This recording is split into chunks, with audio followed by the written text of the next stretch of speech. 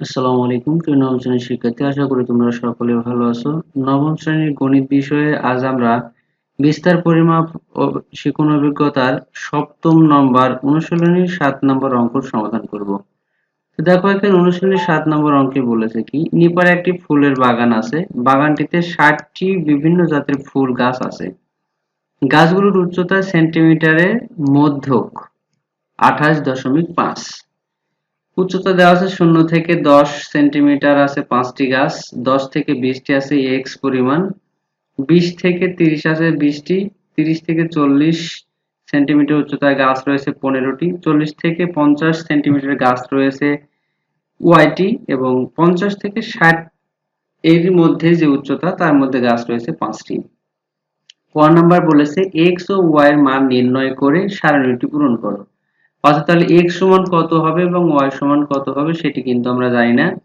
তবে আমরা মোট গণসংখ্যা যোগ করলে যেটি পাই সেটি দেওয়া আছে কত, 60। এই যে এখানে দেওয়া আছে 60, এর মাধ্যমে আমরা নির্ণয় করব। এরপরে দেখো, সংক্ষিপ্ত পদ্ধতিতে গাছগুলোর উচ্চতার গড় নির্ণয় করো। তাহলে সংক্ষিপ্ত পদ্ধতিতে গড় নির্ণয় করতে হবে। গ নাম্বার, গাছগুলোর উচ্চতার মধ্যক থেকে গড় ব্যবধান নির্ণয় করতে হবে। এরপর সর্বশেষে ঘ নম্বর বলেছে গাছগুলোর উচ্চতার গড় থেকে পরিমিত ব্যবধান নির্ণয় করতে হবে। তাহলে চলো এই 7 নম্বর অঙ্কটি আমরা এই একটি অঙ্কের মধ্যে 4টি সমস্যার সমাধান করা দেখি। তো প্রথমে দেখো, অঙ্কটি আমি এখানে আবারও তুলেছি। তো ক নম্বরের সমাধান, লুপ্ত গণসংখ্যা x ও y নির্ণয়ের জন্য প্রয়োজনীয় ক্রমযোজিত গণসংখ্যা। তো এখানে যে শ্রেণীগুলো দেওয়া ছিল সেই শ্রেণীগুলো তুলে নিয়েছি, এরপর গণসংখ্যা যেগুলো দেওয়া ছিল সেগুলো তুলে নেওয়া হয়েছে। আর এই মোট গণসংখ্যার যোগফল দেওয়া আছে, অঙ্কে বলে দেওয়া আছে 60। আর এখানে যে 5 আর x যুক্ত করলে 5x, 5 প্লাস x, এর সাথে 20 যোগ করলে তাহলে 25 প্লাস x, এরপর আরো যদি 15 যোগ করি তাহলে হবে 40 যোগ x, এরপর তার সাথে আবার y যুক্ত হবে, এর 5 যোগ করলে 45 যোগ x প্লাস y। এইভাবে আমরা এই n এর যে লুপ্ত গণসংখ্যা সহ মানগুলো পাবো। এখন এখানে যে ক্রমযোজিত গণসংখ্যা নির্ণয় করা হয় কিভাবে, তোমরা আগের টিউটোরিয়াল যারা দেখেছো তারা অবশ্যই এটি পারবে। তো এটাতে আমি দেখাচ্ছি যে ক্রমযুক্ত গণসংখ্যা কি হয়, প্রথম যে গণসংখ্যাটি থাকে এই সারিতে ওই গণসংখ্যাটি বসবে, তবে পরের সারিতে এই যেই গণসংখ্যা বসলো এর সাথে পরের যে গণসংখ্যা আছে সেটি যোগ হবে। তাহলে এখানে 5 আছে, এর সাথে যোগ হবে x, তাহলে কি হবে x প্লাস 5, সেটি এখানে বসবে।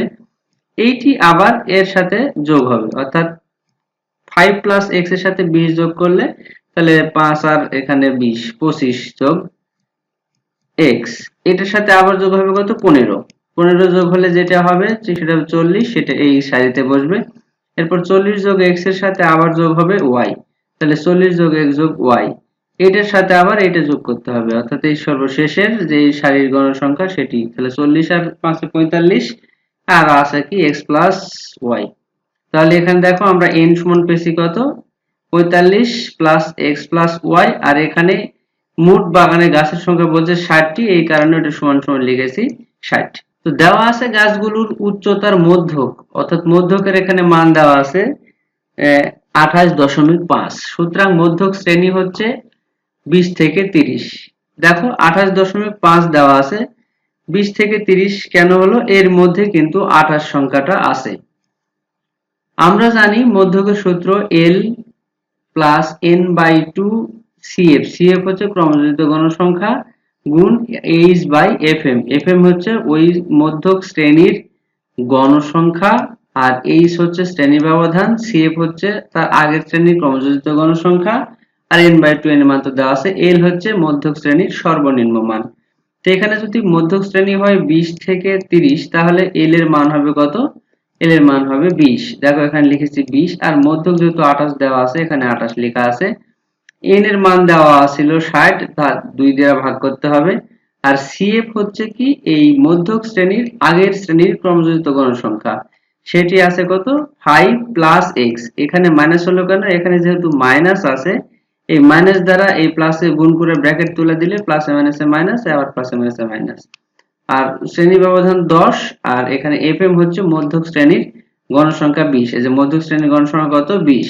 এখন দেখো এটি যদিও আমরা পরে নির্ণয় করেছি, পরে লিখেছি, এখন দেখো তাহলে এখানে 28.5 ইকুয়াল এই 20 থাকলো, এই 60 কে যদি আমরা 2 দ্বারা ভাগ করি তাহলে পাবো 30, 30 দুগুণ 60, 30 মাইনাস 5 মাইনাস x। আর এখানে আমরা যদি কাটাকাটি করি তাও হবে, যা আছে তাই থেকে গেল। এখন দেখো এখানে 28.5 বামে যা আছে তাই থাকলো, এখানে এই 30 থেকে যদি 35 5 বাদ দিই তাহলে থাকে 25 মাইনাস x, এখানেও যা আছে তাই থাকলো। এখন আমার এই 28.5 এই 20 সংখ্যাটা ডান পাশে প্লাস আছে, বাম পাশে এসে মাইনাস হবে, এখানে দেখো মাইনাস করে দিয়েছি। আর এখানে এই 20টা গুণ আকারে আছে এটার সাথে, তাহলে উপরে এই 25 মাইনাস x টা 10 এর সাথে গুণ হয়ে যাবে, সেখানে গুণ করে দেওয়া আছে, 20টা নিচে আসছে। এখন 28.5 থেকে 20 বাদ দিলে থাকে 8.5, আর এখানে 20 ডান পাশে যা আছে তাই বসালাম। এবার আড়াআড়ি গুণন হবে। কিভাবে আড়াআড়ি গুণন হবে? এর নিচে কিছু না থাকলে 1 ধরে নিয়ে আড়াআড়ি গুণ করতে হবে। তাহলে গুণ হবে 8.5 এর সাথে গুণ হবে 20, এবং এই 25 মাইনাস x 10 এর সাথে গুণ হবে 1। তাহলে এখানে 25 আর 50 এখানে লেখা আছে, আবার মাইনাস 10 এর সাথে x গুণ করলে 10x, 1 এর সাথে গুণ করলে ওই 10x ই থাকবে, ইকুয়াল 8.5 গুণ 20 করে পাইছি 170।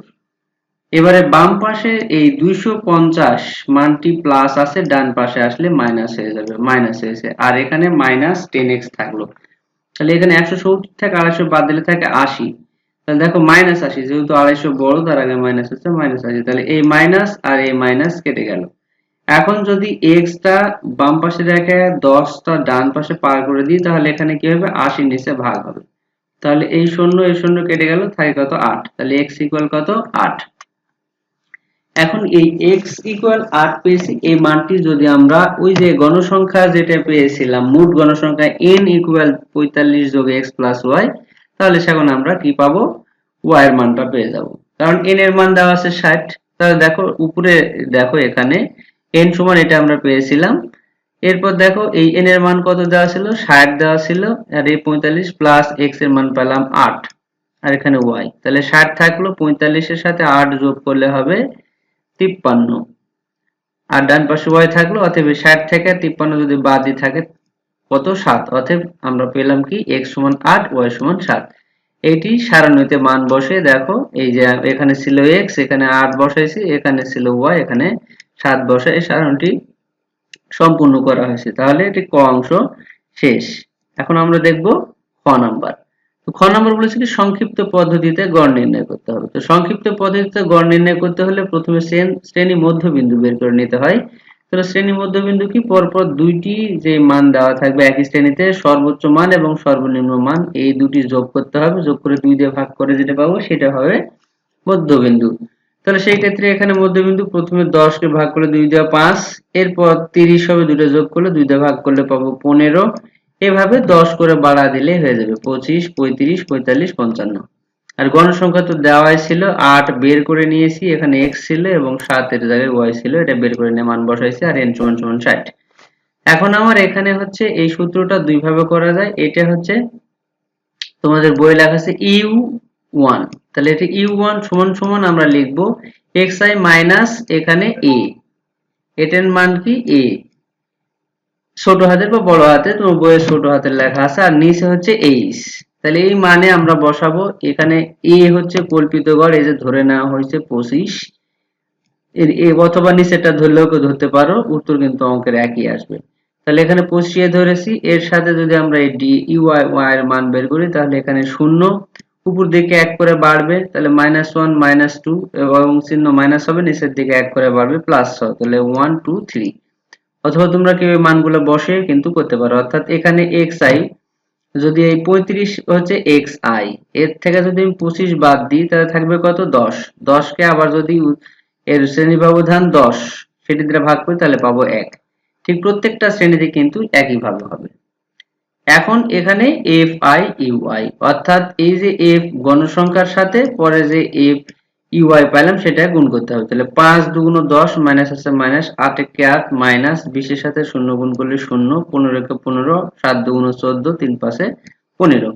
এই সবগুলা মান যোগ করতে হবে, মাইনাস গুলো একত্রে যোগ করব, প্লাস গুলো একসাথে যোগ করব, করে বিয়োগ করে পাওয়া গেছে 26। এটা কি পেলাম? এই সবগুলোর সমষ্টি, অর্থাৎ সামেশন fi ui পেলাম 26। এখন দেখো আমরা জানি গড়ের সূত্র, গড় x বার সমান সমান a plus summation fi ui by n গুণন উচ্চতা h। h বা i এখানে অনেক কিছু বসানো যায়। তাহলে a এর মান আমরা ধরে নিয়েছিলাম 25, বসাইছি, সামেশন fi ui এর মান পেয়েছি 26, সেটি বসানো হয়েছে 26, আর n এর মান 60 এখানে বসানো হয়েছে গুণ h এখানে 10। তাহলে এখানে এই 10টা 26 এর সাথে গুণ হয়ে গেলে হবে 260। তাহলে এই শূন্য কেটে দিলাম, দেওয়ার পর 26 কে 6 দ্বারা ভাগ করলে পাবো 4.33। তাহলে 25 যোগ 4.3 তাহলে 29.33। তাহলে সংক্ষিপ্ত পদ্ধতিতে যে গড় নির্ণয় করতে বলা হয়েছিল এইভাবে গড় নির্ণয় করা হলো। তোমরা ক্যালকুলেটর ছাড়াই কিন্তু এই সংক্ষিপ্ত পদ্ধতিতে গড় নির্ণয় করতে পারবে। এখন দেখবো আমরা গ নাম্বার।